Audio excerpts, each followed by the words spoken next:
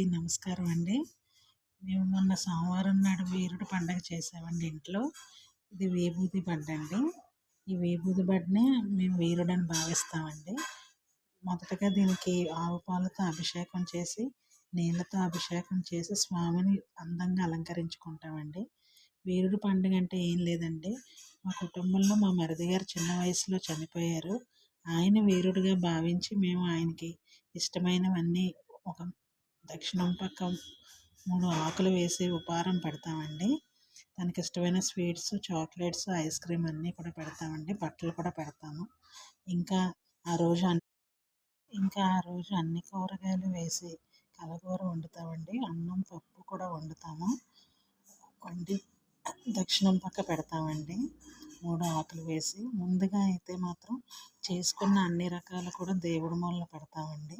పెట్టి ఇలా అలంకరించుకుంటాము. తర్వాత 3 ఆకులు వేసి దక్షిణం పక్క ఇలా పెడతామండి.